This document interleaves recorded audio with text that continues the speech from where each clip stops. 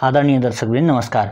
आजको भिडियोमा मैले नेपालका सबै वाणिज्य बैंकहरू नेप्सेमा सूचीकृत कमर्सियल बैंकहरूको अन्तिम मूल्यका आधारमा प्रति शेयर आम्दानी, book value, price to book value अनि कति छ शेयर संख्या लिस्टेड त्यसलाई पनि समाहित गरेर डिस्ट्रिब्युटेबल प्रॉफिट यानी कि वितरण योग्य नाफा कति छ 2077-78 को तेस्रो त्रैमासको Q3 रिपोर्ट अनुसार वितरण योग्य नाफा कति छ र डीपी पर शेयर भनेको डिस्ट्रिब्युटेबल प्रॉफिट पर शेयर प्रति शेयर वितरण योग्य नाफा कति रुपैयाँ छ, रिजर्भ कति छ र प्रति शेयर रिजर्भ कति छ, मार्केट क्यापिटलाइजेसन यदि त्यो कम्पनीको सम्पूर्ण शेयर किन्नु पर्यो भने कति छ, बजारको पुँजीकरण कति छ, कति पैसा लाग्छ सबै शेयर किन्नु पर्दा त्यो, नन परफर्मिङ लोन खराब कर्जा कति छ, भाका नआएका ऋणहरू कति प्रतिशत छन् र अन्तिम बजार मूल्य। यो सबै एउटै भिडियोमा प्रस्तुत गर्न गइरहेको छु। एकदमै निष्पक्ष भएर सबैका आधारमा म कुन कम्पनी राम्रो कुन कम्पनी नराम्रो देखाउने छु। मेरो उद्देश्य यो होइन कि तपाईहरु यो एउटा कम्पनी किन्नुस् भनेर। यदि यो भिडियो उपयोगी हुन्छ जस्तो लाग्छ भने तल भिडियोमा लाइक गर्न नबिर्सनु होला, किनभने अब यसपछि मैले गरेका कुराहरू तपाईहरुलाई राम्रा पनि लाग्न सक्छन् नराम्रा पनि लाग्न सक्छन्। यहाँहरुले जुनसुकै कम्पनी होल्ड गर्नु भएको भए तापनि मलाई आशा छ अहिलेको यो बुलिश बजारमा तपाईहरु पक्कै पनि फाइदामै हुनुहुन्छ।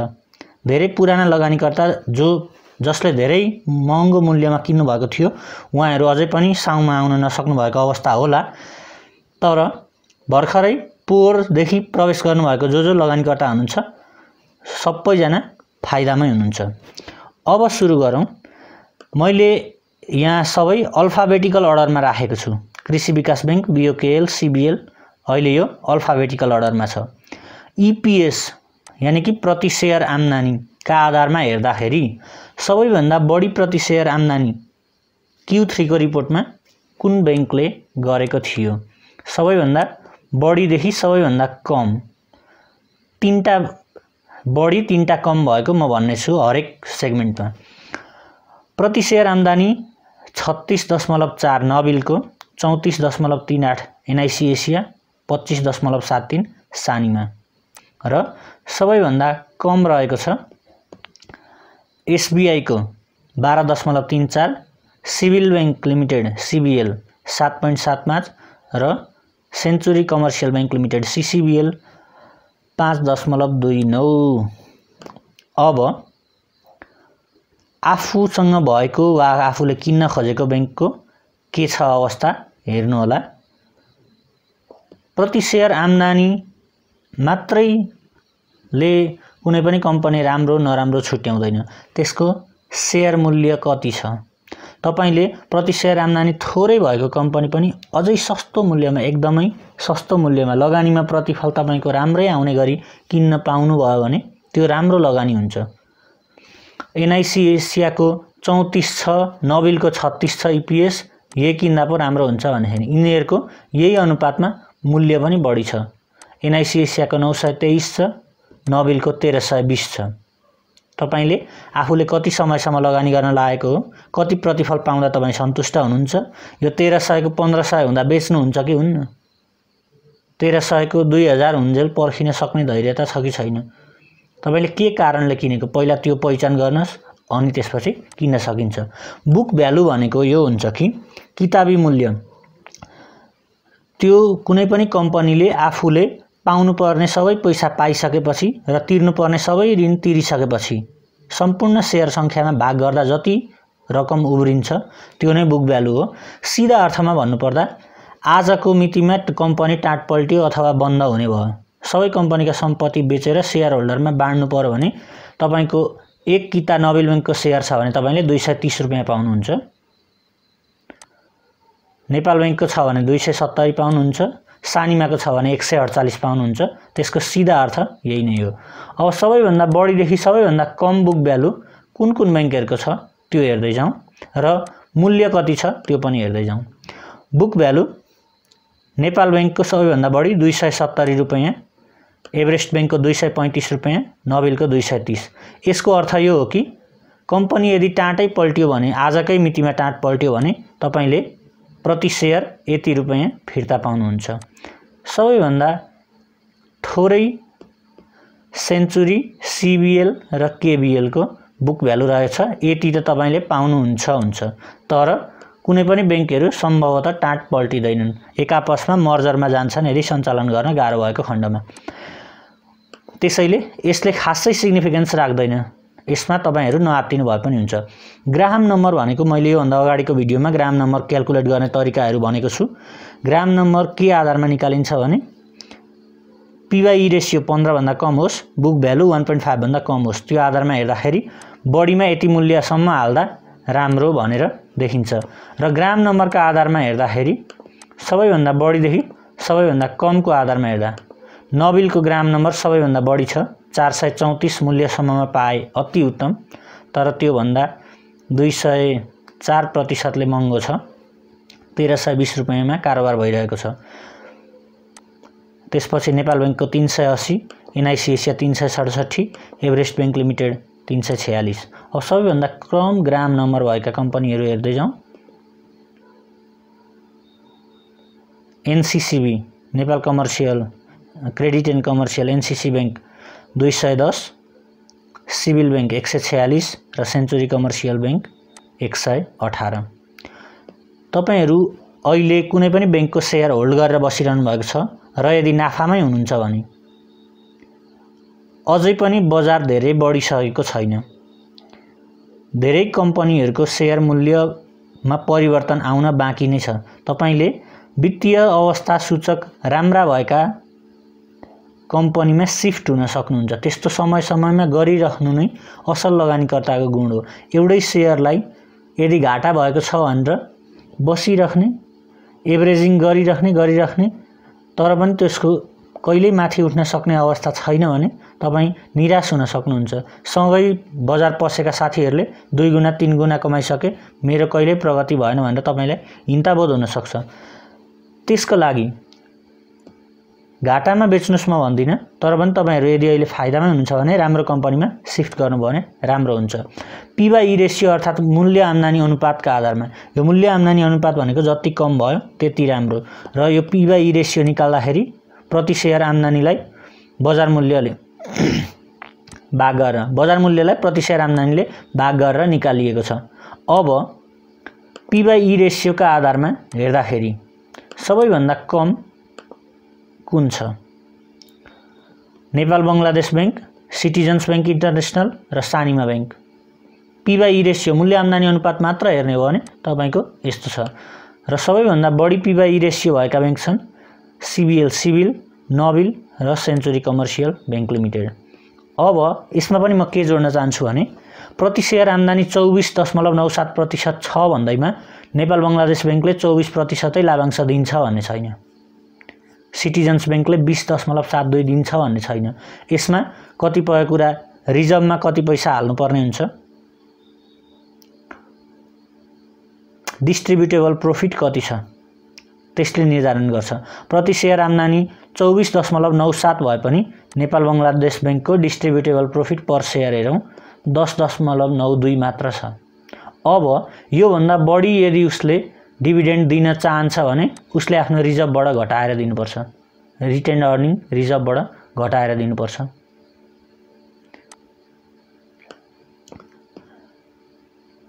सबैभन्दा बढी पी रेशियो भएका कम्पनीहरु पनि मैले देखाइहालेँ। अब price to book value ratio, बजार मूल्य आजको 24 मे 2021 को बजार मूल्यका आधारमा अथवा जेठ 10 2078 सालको बजार मूल्यका आधारमा कुन कम्पनीको चाहिँ बजार मूल्य किताबी मूल्यको तुलनामा कति छ, यसलाई हामीले बजार मूल्यलाई किताबी मूल्यले भाग गरेर निकाल्छौं। यो 392 लाई 165.46 ले भाग गर्नुभयो भने 2.37 आउनेछ। त्यस आधारमा हेर्दा जति कम भयो PBV price to book value ratio त्यति राम्रो हो। त्यसरी हेर्दाखेरि 1.65 किताबी मूल्य भन्दा 1.65 गुना महँगो नेपाल बैंक, त्यसपछि कृषि विकास बैंक र BOKL bank of Kathmandu limited. र त्यसैगरी किताबी मूल्यका आधारमा प्राइस टु बुक भ्यालु रेशियोकै आधारमा सबैभन्दा महँगो तीनटा कुन बैंक पर्यो भने स्ट्यान्डर्ड चार्टर्ड बैंक 3.26 गुना, 5.29 गुना एनआइसी एसिया बैंक र 5.74 गुना नोबेल बैंक। किताबी मूल्य भन्दा 5 गुना बढी किन हालिरहेका छन् त लगानीकर्ताहरूले भने यी कम्पनीहरुमा सम्भावना पनि उत्तिकै देखेर हालेका हुन्। किताबी मूल्य भन्दा बढी हुनुको अर्थ यो होइन कि यी कम्पनीहरु नराम्रा छैनन्, तर तपाईले लगानीको प्रतिफल पाउनको लागि केही समय पर्खिनु पर्ने हुन्छ। यी कम्पनीहरु राम्रो हुनेवाला छन् भविष्यमा भनेर लगानीकर्ताहरूले विश्वास गरेर किनेका हुन्। तपाईहरुले यो किन्दा घाटा यो किन्दा फाइदा होइन, तर 1320 रुपैयाँ हालेर तपाई कति किता शेयर किन्न सक्नुहुन्छ, कति समय पर्खिन सक्नुहुन्छ, त्यो तपाईले विचार गर्नुपर्ने हुन्छ। त्यसैगरी अब जाउँ पर्सेन्टेज एबोभ ग्राहम नम्बर। अघि मैले जुन ग्राहम नम्बर भनेको थिएँ, ग्राहम नम्बर भन्दा बजार मूल्य कतिले माथि छ। जस्तो नेपाल बैंकको केसमा 17.07 ले बढी रहेछ, कृषि विकासको बैंक केसमा 34.42। अब हेरौँ सबैभन्दा कमबाट सबैभन्दा बढी गर्दा सबैभन्दा राम्रो त यो हुन्थ्यो कि यदि ग्राम नम्बर भन्दा कम मूल्यमा पाइए बेस्ट हुन्थ्यो, तर अहिलेको बुलिश बजारमा सबै कम्पनी स्लाइटली ओभर भ्यालुड छन्। अब हेर्दाखेरि सबैभन्दा कम over valued Nepal bank, Nepal Bangladesh bank, citizens bank international तीनटा देखियो। त्यसैगरी सबैभन्दा ग्राम नम्बरका आधारमा सबैभन्दा बढी एनआइसी एसिया, नोबेल र सीसीबीएल देखिएका छन्। आरओआई रिटर्न अन इन्भेस्टिङ भन्छ। यसमा आरओआई ईपीएस का आधारमा क्याल्कुलेट गरिएको छ, प्रति शेयर आम्दानीका आधारमा। यो होइन कि तपाईले ठ्याक्कै यति प्रतिशतै नाफा कमाउनुहुन्छ, यति प्रतिशतै तपाईको रिटर्न हुन्छ भनेर, तर तपाईले यो बजार मूल्यमा किन्दाखेरि आरओआई कति हुन्छ सबैभन्दा बढीदेखि सबैभन्दा कमको आधारमा सर्ट गर्दाखेरि सबैभन्दा बढी आरओआई प्राय ईपीएस जुनको बढी छ ठ्याक्कै त्यही नै आउने हुन्छ। नेपाल बंगलादेश बैंकको 6.37, 6.15 सिटिजन्स बैंक र सानीमा टप 3टा यी छन् आरओआई का आधारमा, र लिस्ट भनेको सिभिल बैंक, नोबेल बैंक र सेन्चुरी कमर्सियल बैंक लिमिटेड। अब लिस्टेड शेयर कति शेयर छ, जारी शेयर संख्या कति छ, कम्पनीको चुक्ता पुँजी कति ठूलो छ। यो सबैभन्दा ठूलोबाट सानोमा जाउँ। सबैभन्दा ठूलो चुक्ता पुँजीका आधारमा अहिले सबैभन्दा ठूलो कम्पनी ग्लोबल आइएमई, एडीबीएल कृषि विकास बैंक र एनएमबी। मैले सुरुमै भन्नुपर्ने थियो, यो के कुरा भन्न छुटाएँ भने नेपाल इन्भेस्टमेन्ट बैंक र हिमालयन बैंक मर्जरमा जाँदैछन्। अहिले यिनीहरूको कारोबार रोक्का गरिएको छ। त्यो मर्जर पछाडि यिनीहरू नै सबैभन्दा ठूलो कम्पनी हुनेछन् चुक्ता पुँजीका आधारमा। एउटा हुनेछ नेपाल हिमालयन इन्भेस्टमेन्ट बैंक भनेर। अब सबैभन्दा कम चुक्ता पुँजी भएको standard chartered, CBL civil bank र सेन्चुरी कमर्सियल बैंक रहेका छन्। चुक्ता पुँजी मात्रैले खासै केही रोल खेल्दैन, तर यिनीहरूको चुक्ता पुँजीमा अन्तिम बजार मूल्यलाई गुणा गरेपछि मार्केट क्यापिटलाइजेसन यानी कि बजार पुँजीकरण आउँछ। बजार पुँजीकरणको मतलब त्यो सबै कम्पनी नै तपाईले किन्नलाई, सबै शेयर किन्नको लागि कति पैसा चाहिन्छ, त्यस आधारमा हेर्दा सबैभन्दा बढी बजार पुँजीकरण भएका कम्पनीहरू नोबेल, एनआइसी एसिया र ग्लोबल आइएमई। अब यहाँ म के भन्न चाहन्छु भने ठूलो बजार पुँजीकरण भएका कम्पनीहरूको मूल्य त्यति धेरै उतार चढाव हुँदैन। खेलाडीहरूले कर्नरिङ गर्न सक्दैनन्। थोरै शेयर संख्या थियो भने 4-5 जना अलिक टन्न पैसा भएका मान्छेले त्यो सबै शेयर किनेर बजारमा शेयरको अभाव सिर्जना गराएर मूल्य बढाउने, चाहेको बेला मूल्य घटाउने गर्न सक्थे। तर यी बढी शेयर पुँजीकरण भएका तपाईले 10 वटा टप कम्पनीहरू किन्नुभयो भने यिनीहरूको बजार मूल्य त्यति सजिलै जल्ले तल्ले हल्लाउन सक्दैन। तपाईहरुलाई फसाइने डर कम हुन्छ। त्यसमा चाहिँ यहाँहरुले विचार गर्नुपर्ने हुन्छ। तर पनि सबै कमर्सियल बैंकहरुको बजार पुँजीकरण पनि बढी 23 अर्ब 59 करोड। 23 अर्ब 59 करोड यदि कोहीसँग छ भने उसले सिभिल बैंक किन्न सक्छ। यसको सिधा अर्थ यही हो। तर 1 खर्ब 77 अर्ब चाहिने रहेछ नि नोबेल बैंकको लागि, 1 खर्ब 6 अर्ब 73 करोड चाहिने रहेछ एनआइसी एसिया बैंकको लागि। अब कुरा गरौँ distributable profit. Distributable profit Q3 को रिपोर्टको आधारमा हेर्दाखेरि सबैभन्दा बढी नोबेल बैंकको 3 अर्ब 80 करोड, त्यसपछि ग्लोबल आइएमई बैंकको 2 अर्ब 56 करोड, 2 अर्ब 27 करोड एनएमबी बैंकको देखिन्छ। अब यहाँ बुझ्नुपर्ने कुरा के छ भने वितरण योग्य नाफा यति भए पनि उनीहरूको शेयर संख्या कति छ त्यसले असर पार्छ। कति प्रतिशत डिभिडेन्ड देला त भन्ने कुरा चाहिँ वितरण योग्य नाफा धेरै भएर मात्रै भएन। नोबेल बैंकको त ओहो 3 अर्ब 80 करोड रहेछ, के साँच्चै नै धेरै छ त भन्दा यसलाई लिस्टेड शेयर कति छ त्यसले भाग गर्दा डीपी पर शेयर डिस्ट्रिब्युटेबल प्रोफिट पर शेयर का आधारमा हेर्दाखेरि सबैभन्दा कम डिस्ट्रिब्युटेबल प्रोफिट हामीले हेरेका छैनौं। हेरौँ एकचोटी। सनराइज बैंक, सिभिल बैंक र सेन्चुरी कमर्शियल बैंक यी तीनटाको रहेको छ। डिस्ट्रिब्युटेबल प्रोफिट पर शेयर प्रति शेयर वितरण योग्य नाफा यसै वर्ष मात्रै आम्दानी गरेको Q3 को रिपोर्ट सम्मको मात्रै त्यो हेर्दाखेरि सबैभन्दा बढी वितरण योग्य नाफा हो साँच्चैको नोबेल बैंककै रहेछ। अगाडिका इन्डिकेटरहरुमा सबैभन्दा महँगो लाग्दै गए पनि नोबेल बैंकलाई यत्रो मूल्य तिरेर आखिर मान्छे किन किनिरहेका छन् भने त कम्तीमा पनि 28% त यही वर्षको नाफाबाट पनि दिन सक्ने रहेछ नोबेल बैंकले भनेर मान्छेहरुले किनेका रहेछन्। त्यसैगरी सानीमाको हेर्दा 14.5 छ, 14.05 यो भन्दा बढी दिनु पर्यो भने रिजर्भबाट अथवा रिटेन अर्निङबाट कहीँबाट मिलाउनु पर्ने हुन्छ। प्रभुको 14.05। यसैगरी अन्यको पनि यहाँहरुले हेर्न सक्नुहुन्छ। सबैभन्दा कम वितरण योग्य नाफा प्रति शेयर हुने कम्पनीहरु 3.56 Civil, 3.35 Sunrise Bank, 2.52 Century Commercial Bank Limited. यो सबै कमर्शियल बैंकहरुको तेस्रो त्रैमासिकको रिपोर्ट म तल एउटा लिंक दिनेछु, त्यसमा त यहाँहरुले हेर्न सक्नुहुनेछ। यहाँ भएका कुनै पनि डाटाहरु यहाँ गलत छन् यदि भन्ने तपाईले क्रस चेक गर्दा भेटाउनु भयो भने तुरुन्तै कमेन्ट गर्नु होला। म त्यो डिस्क्रिप्सन बक्समा यदि गल्ती भएकै रहेछ भने गर्नेछु, तर मलाई आशा छ यहाँ गल्ती छैन, मैले सबै एक चेक गरेको छु। अब रिजर्भको कुरा गरौँ। रिजर्भमा सबैभन्दा बढी कुन बैंकको रिजर्भ छ? अब यसमा पनि कुरा आउँछ, ठूलो बैंकको धेरै रिजर्भ हुन्छ, सानो बैंकको कम रिजर्भ हुन्छ, त्यो जायज छ। प्रति शेयर रिजर्भ कति छ त्यसले निर्धारण गर्छ। रिजर्भको आधारमा हेर्दा 16 अर्ब 84 करोड रिजर्भका साथ सबैभन्दा बढी नेपाल बैंक, त्यसपछि नोबेल बैंकको 13 अर्ब 85 करोड, नेपाल इन्भेस्टमेन्ट बैंकको 12 अर्ब 95 करोड र सबैभन्दा कम रिजर्भ भएका बैंकहरू माछापुच्छ्रे बैंक लिमिटेड 2 अर्ब 57 करोड, सिभिल 1 अर्ब 49 करोड र सेन्चुरी 1 अर्ब 38 करोड।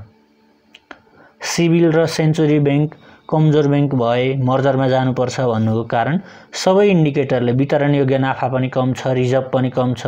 यी कारणहरूले कोहीसँग मर्जरमा गयो भने बलियो हुन्छन्, राम्रोसँग बजारमा प्रतिस्पर्धा गर्न सक्छन् भनेर भनिएको हो।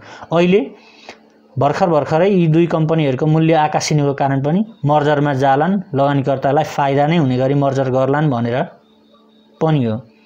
यी बैंकहरुले धेरै लाभांश देलान् अनि त्यसपछि फाइदा होला भनेर कोही पनि लगानीकर्ताले लगानी गरेका होइनन्। कहिले मर्जर हुन्छ भनेर समाचार आउँछ अनि त्यसपछि सर्किट हान्छ भनेर स्पेकुलेसन भइरहेको छ यहाँनेरि। अब रिजर्भ प्रति शेयर रिजर्भ कति छ? रिजर्भ त ठूलो कम्पनीको बढी हुन्छ, त्यो जायज छ, तर शेयर संख्याको आधारमा प्रति शेयर 133 रुपैयाँ रिजर्भ रहेको छ नेपाल बैंकको। दोस्रोमा छ एभरेस्ट बैंकको 105 अनि नोबेल, त्यसपछि नेपाल इन्भेस्टमेन्ट बैंक। अब यी कम रिजर्भ भएको कम्पनीले हरेक वर्षको नाफाबाट रिजर्भमा बढाउँदै अनि मात्र यी कम्पनीहरुको बराबरमा पुग्न सक्छन्। यी पुराना कम्पनीहरु राम्रा कम्पनीहरु भएको कारणले यिनीहरुको प्रति शेयर रिजर्भ बलियो छ, त्यसैले यी कम्पनीहरू बलिया कम्पनीमा परे। यी कम्पनीहरूलाई मर्जरमा जानै पर्ने बाध्यता छ भनेर तपाईले भनेको समाचार सुन्नुहुन्न। तर तलतिर जाउँ, जुन कम्पनीहरूको रिजर्भ एकदम कमजोर छ, कुमारी, मेगा, सीबीएल, सीसीबीएल, सायद यी कम्पनीहरू मर्जरमा जान सक्लान् अथवा अबका केही वर्षमा आफ्नो रिजर्भ बिस्तारै बढाउँदै जालान्। अब मार्केट क्यापिटलाइजेसनको बारेमा भनेकै छु मैले। खराब कर्जा कुनको कति छ? खराब कर्जा 5% भन्दा कम भएको राम्रो भनेर भन्छन्। सबैको 5% भन्दा कम नै छ र यसको आधारमा नि हेर्दाखेरि सबैभन्दा कम खराब कर्जा भएको कुन छ? ऋण टाइममै उठाउने एभरेस्ट बैंक, सानिमा र एसबीआई, यिनीहरूको एकदमै कम 0.12, 0.21, 0.23। सबैभन्दा बढी खराब कर्जा भएका 3 कम्पनीहरू नेपाल इन्भेस्टमेन्ट, सीसीबीएल, एडीबीएल, कृषि विकास बैंक 3.08% रहेको छ। अब कोरोनाका कारणले यो खराब कर्जा त अझै बढ्न सक्ने प्रक्षेपण गरिएको छ, बढ्छ पनि होला। तर त्यसले खासै असर किन पर्दैन भने यदि धितो सुरक्षण गरिएको छ भने लिलामी बिक्री गरेर पनि बैंक तथा वित्तीय संस्थाहरूले आफ्नो लगानी उठाउने नै छन्। यी सबै इन्डिकेटरहरू हेर्दा तपाईलाई कुनमा लगानी गर्न सुरक्षित लाग्यो, कुन कम्पनीमा लगानी गर्न राम्रो लाग्यो, तपाईले कमेन्टमा गएर सोध्न सक्नुहुन्छ। मैले मात्र हैन, तपाईले सोधेको प्रश्न अरु लगानीकर्ताहरूले पनि हेरेर त्यसको रिप्लाई दिन सक्नुहुन्छ। मलाई त यो ठीक लाग्यो हो कि हैन, कस्तो छ मेरो सोचाइ कस्तो छ भनेर तपाईले सोध्न पनि सक्नुहुन्छ। आगामी दिनमा पनि यस्तै अन्य भिडियो लिएर आउने नै छु। हाम्रो च्यानलसँग जोडिनु भएकोमा यहाँहरूलाई हार्दिक धन्यवाद दिँदै यो भिडियोबाट बिदा हुन्छु। हस्त नमस्कार।